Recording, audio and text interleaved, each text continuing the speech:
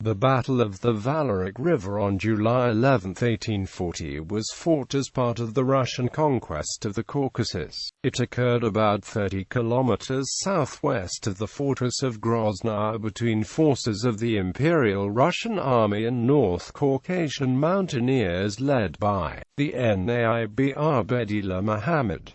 It remains famous because of the poem Valerik by Mikhail Lermontov, a participant. Situation in the eastern Caucasus on the eve of the battle. An attempt to disarm the population of Chechnya in the spring of 1840 had caused unrest which grew into open rebellion against the Russian authorities. The Caucasus resistance leader, Imam Shamil, took this opportunity to appoint Ahberdila Muhammad as naib of Lesser Chechnya and call for a general uprising of the Nadterechny Chechens, the tribes inhabiting Ingushetia, the Galashevtsi, and the Ashans. The Russian authorities felt compelled to organize a military expedition against the rebels. On July 6, the VIAF detachment set out from the Groznaya fortress and began destroying the fields and villages to the south and southwest of the fortress. As the inhabitants fled, the rebels did not resist directly, but engaged in constant harassing actions which afflicted the Russians and caused losses. The detachment's line of march led toward the village of Ichkoy, the road to which passed through the Chekinsky forest and crossed the Valerik River. The rebels apparently anticipated the Russian movement and for 3 days fortified the banks of the Valerik with abatis and debris. On July 11, the VIAF detachment decamped from the village of Geki and moved toward the Valerik.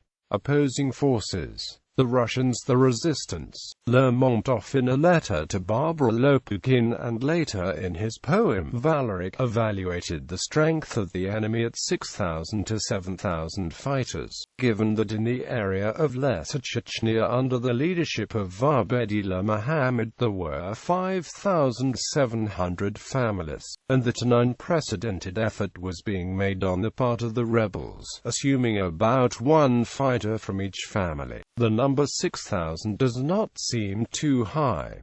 Course of the battle: passing through the Chekinsky forest toward the Valerik, the Russian column stretched along a narrow forest road. The approaches to the river saw the first clashes. The rebels fired on the column from the forest undergrowth. The Russian advance guard, however, quickly chased off the enemy and the column's battle order was restored. Soon a Russian detachment reached the Valerik. The river at this point intersects the road the Russians were using almost perpendicularly, and in normal conditions is easily fordable. The bank on the Russian side is an open beach, but the opposite bank is steep and wooded. On both sides of the road the rebels had cut down trees to create a clear field of fire about the length of a musket shot. Approaching the river to within canister range, the Russian gunners fired a volley into the thicket on the opposite shore, but no reaction was seen. The vanguard of the infantry battalions were preparing to cross the river and occupy the forest on both sides of the road, to facilitate the passage of the baggage train and other units. Parts of the main body were deployed in the support. At this point, the rebels began to fire on the Russians from across the river. The battalions of the Kerensky Regiment, with combat engineers, rushed forward on both sides of the road and crossed the river, where on the opposite side was a rebel fortified blockhouse of logs, and engaged the enemy in a bayonet fight in the forest thicket. The rebels broke before the onslaught and started to retreat, but many of them, cut off from their own people, ran out of the woods near the river, where they came under Russian artillery fire from the opposite bank, which drove them back into the woods. Separate groups of rebels cut off from the main forces attempted to attack the convoy and the headquarters of General Galafayev, but were everywhere repulsed. Skirmishes continued for some time in the forest near the abatis, which the rebels defended particularly tenaciously, but by 6 o'clock the battle began to subside and the engineers, withdrawn from the forest, began to assist the convoy in crossing the Valerik. casualties. According to the action report of the Galafayev detachment, the unit's losses were: killed 1 officer, 65 lower ranks;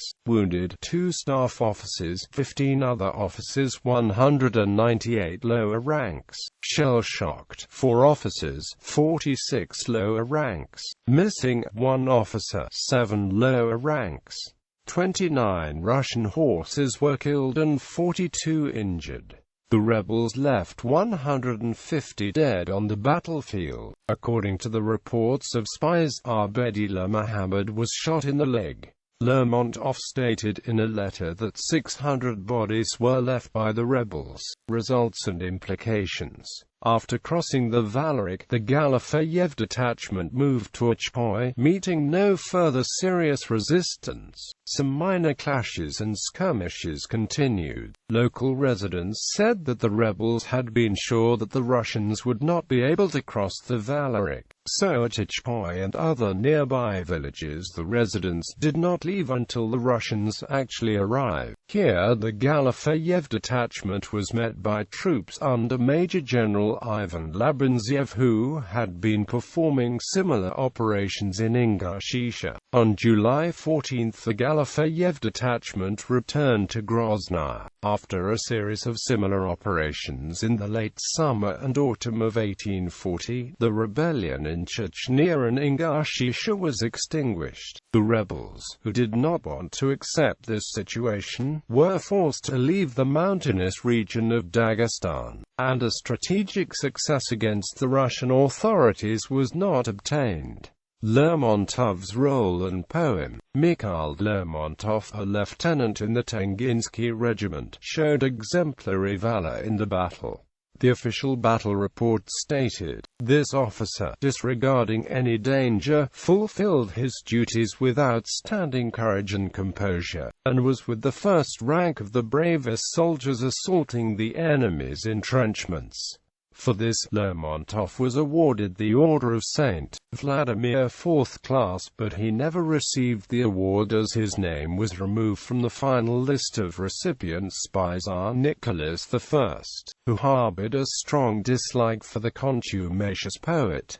Lermontov's poem, Valerik, was first published in 1843 in the anthology Dawn. Although the poem contains battle scenes both stirring and grisly, the poem ultimately views war as a senseless slaughter, and he and the fighters as beasts violating the beautiful world of his beloved pristine Caucasus. Lermontov also made several drawings depicting scenes of the battle.